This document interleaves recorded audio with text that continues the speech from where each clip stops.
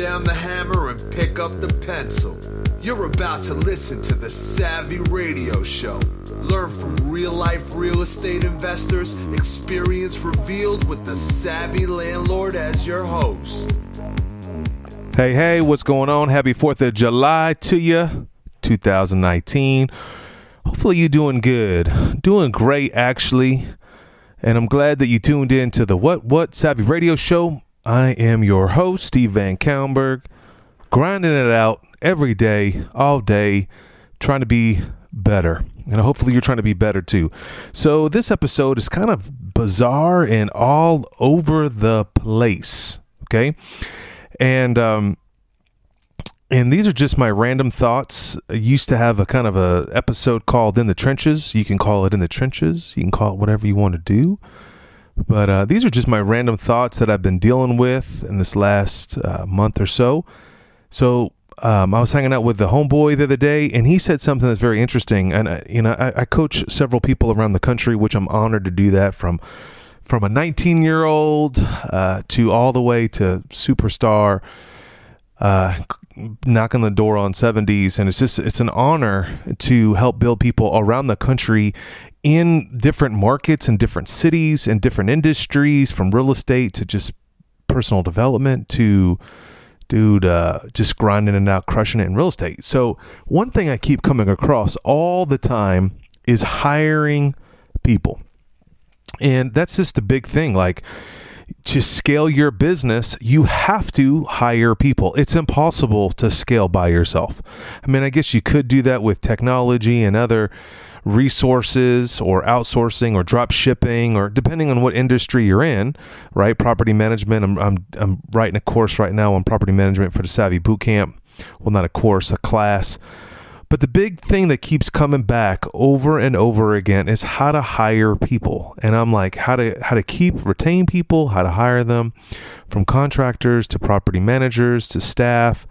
And the interesting thing, and so I was hanging out with my homeboy, and he had a young guy who actually recently just got married, and you would think he was motivated. And I'm not going to clown millennials. And, my homeboy was like, oh, it's a millennial. I'm like, man, I've really learned to understand and respect millennials, and not all millennials are just entitled to the 10th degree.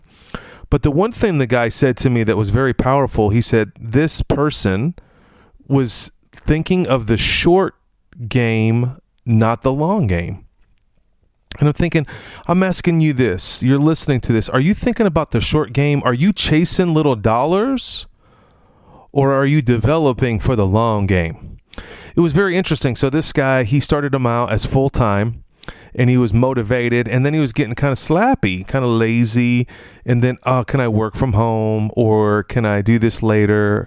And so, I'm advising this guy. I'm like, dude, cut this dude down to part-time. So then he was part-time, then he was calling in. And then, so this is going on for a while. And so my homie was like, yo, we're done with this. It's over with. And the funny thing is that the guy that he let go was like, well, my other job pays me a little bit more than your job. And that's why he was calling in. And see, that's the problem. And so my homie was like, yo, that's the short game, not the long game. And listen, if you have an opportunity, people forgot. If you read Rich Dad Poor Dad, it says sometimes you got to work for people for free. Sometimes you got to put yourself in a position so you can grow and so you can go. Go and grow. For example, if your dream is to open a sub sandwich shop, who's killing it in the sub sandwich shop world? Subway. Are you humble enough to go work the long game by working for someone else for 6 months for pittance? That's the thing. A lot of people, when you're working for someone, or you're young and you're about to work for somebody, don't just look for the short game, look for the long game. Where is this propelling me? This position that I'm working in right now, this job that I'm doing right now, is this helping me? Is this bringing me to the point where I want to go? So if you're an employee, or you're a starting out young person, think about the long game. What's the decisions that I'm making today? How is it going to affect me tomorrow? Getting a little $10 extra over here working at this one place, but it doesn't instill hope, purpose, or valuable skills that you could learn. And so I can go on and on this, but you got the gist. Think about the long term. Think about where you're going to be 5 year, 3 year, 10 years. What does it look like? And what are the skills that they're going to need to learn? That's the point today for that one. Here's another one. So that was point number 1, short game, long game. Point number 2, relationships in business. This is interesting. So, I'm in some partnerships, and I've noticed that relationships in business can be tarnished quickly over expectations. Expectations by far are the ultimate killer. If you do not, and this is just in relationships with your accountant, with your wife, with your business partner, I think you really truly need to set expectations, okay? But not just set them verbally, actually set them written. Okay. I know I had to pause on the written one because I've been busy moving too fast, building too much in a relationship or a business opportunity that I'm not taking the time to write down who's doing what's an expectation, what is it going to look like 5 years, what is it going to look like when we're making this much. And which is interesting that I noticed, and I wrote this down, I go, when we're losing money, this is your partnership, things seem to get a little shady. Now, I wouldn't say a little sketchy. Shady is just, based on integrity. But, when we're not making money, we're striving, we're working really hard. And then when you lose money, what really happens? And then it also goes into this as well. What happens when you start making money? Like, what if you started making $50,000 a month? How would this relationship be? Would it turn into greed? Would it turn into, I work harder than you? What I've noticed, and a lot of people don't like business partnerships, and I get it. I have been burned in business partnerships many times, and I just continue to have this mindset that it's me and I'm going to get better. And that's usually true. Like, again, like I just said, I didn't write out my expectations. My partner didn't write out expectations. 3 months, 6 months, a year, 2, 5 years later, things are not going well. For example, you're losing money, you're not making money, or you're making money, and the relationship always changes. It's like, I look at it like this. It's like a honeymoon. When you're courting, everything is you're on your best behavior before you get on the honeymoon, right? You're trying to woo this person over to your team, and then you get them over to your team, or your wife or your spouse or whoever you're trying to get with. And then you get them to commit to you, marriage. And then you got this honeymoon period. Everything's great if money's flowing in, but what happens if money doesn't flow in? And how much is your integrity worth? How much are you going to sell out? If your word is your bond, that's all you have. So think about it. Next time you're thinking of a business relationship that you should partner in, and I definitely think you should partner with people. But before you partner with people, I think you should take at least 6 months and get to know this individual. Find out what their work ethic is. Find out where they're coming from, what experience they bring to the table, and what experiences that you can bring to the table, where you're deficient, where you're strong in, and vice versa. Where's your partner deficient in, and where you're strong in, and how you can work this out, but ultimately put it on paper. But think of these things. When we're losing money, who contributes? And how long can you sustain? Number 2, when you're not making money, is it okay? Because people have expectations that they want to start rolling, making money within X amount of time. And then when you're making money, how much money is making money? All right. So that was part 2 of the life of, I don't know who, savvy somebody in the trenches. And so here's another one. All right. You should, as a business owner, real estate investor, I don't know, whoever you are, you're on a mission. All right. Think of it like this. If you're on a mission, it's not a job. It's a mission of freedom. And when you are on a mission for freedom, you're always recruiting. You've always got to be, CEOs are always recruiting. They're thinking about who could I replace? Who could I add? How could I grow? Where am I going? How could I replace myself is what I'm saying. So I was teaching this young entrepreneur the other day. Man, I'm telling you, every time I go to a restaurant, I analyze the server. can I hire this person? Usually restaurant people are the hardest working people. They're on their feet all day. They serve people and they work for tips, aka incentives. So when you're on a mission to change the world and whatever it is, you're constantly recruiting people to buy in on your mission. You as a CEO, this is the whole reason why you got to this podcast right now, is that you are on a mission. What is it? Are you able to recruit people for your mission, for your vision, for your mission? Are you able to explain what you're doing in a short amount of time? And is it exciting enough the way you deliver it to recruit people onto your mission? And when you get people onto your mission, are they the right person for the right bus? And so Good to Great's a phenomenal book. It's a classic. But there was many times where I would hire someone and they would be phenomenal, but I would have them in the wrong position. Like they're not made to be driving the bus. They may be in the back of the bus counting the money. Or they may be in the front of the bus to the right recruiting more people or doing sales and marketing. But you got to have a mission, which is also a vision, and that vision needs to be written down. And I'm a hypocrite right there because I'm in the process, and that's why I've been so busy. I'm trying to figure out what my vision, what's my mission, what am I trying to do, where's it going to look like, where am I going to? All right, so that was number 3. Number 4. So I was working with another homeboy. This dude, this guy, he's killing it. He's working too hard in his business. You see that? See, at first I said he's killing it, right? So your first inclination was like, oh, he's doing well. Yeah, the dude's making thousands and thousands of dollars a month, but he's working way too hard.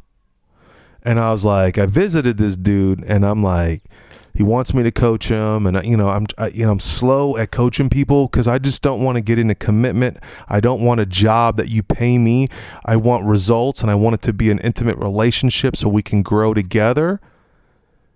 And so I'm cautious when I'm, just when someone wants me to work with them, I'm kind of just taking my time. Like, man, let me think about it. Let me pray about it. So anyway, I like this dude. I love this dude, and I've just been visiting him and just analyzing stuff for him and helping him. And I'm in there and the dude's sweating and he's working. He's got a successful business, but he's working way too hard.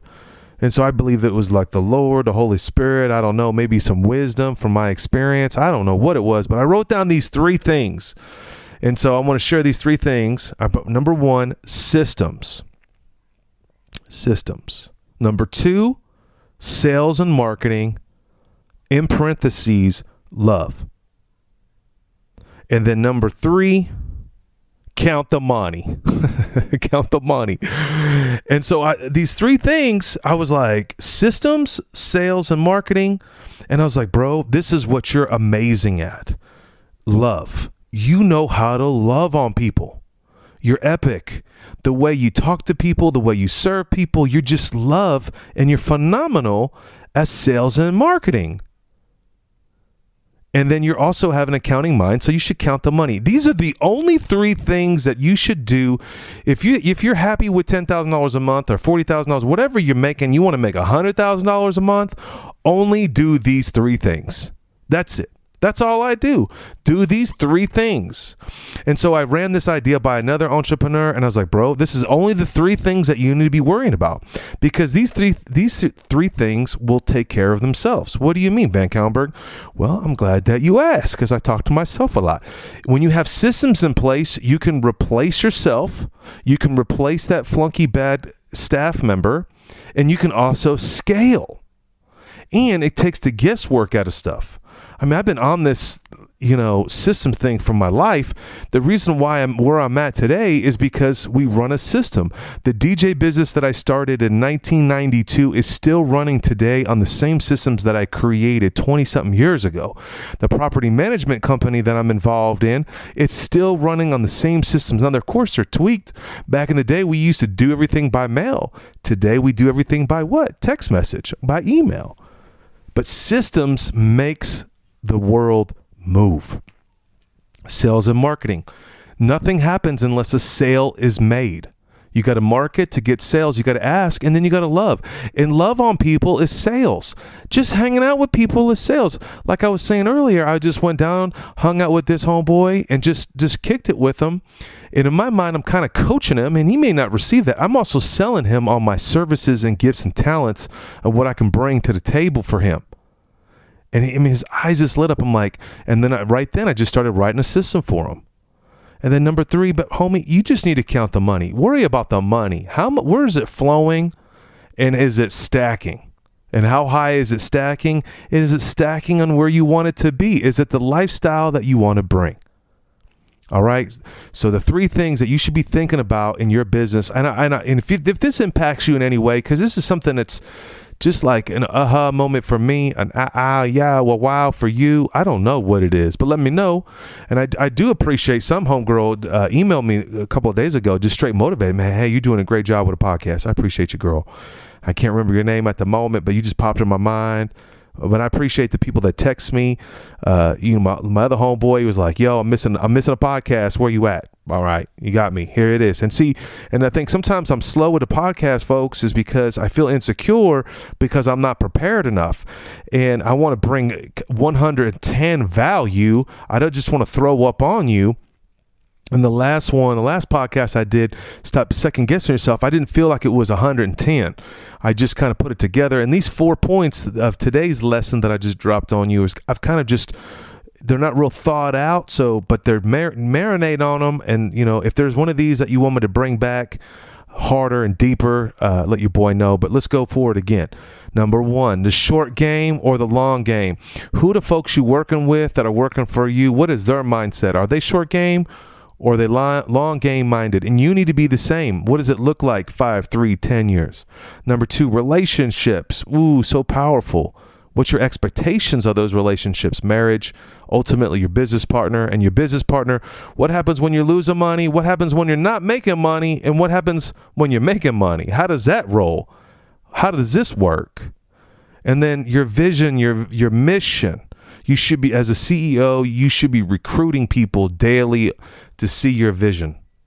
And 4, entrepreneur hustle. Systems, sales and marketing, aka love. And 3, count the money. With that money, go buy assets. What is the Savvy Bootcamp? Are you struggling to get to the next level as a business owner? As an investor? Do you want to multiply your income?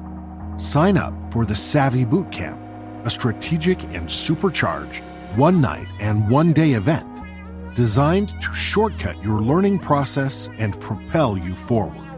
Just value, no upsells, and an intimate setting to build relationships with like-minded investors.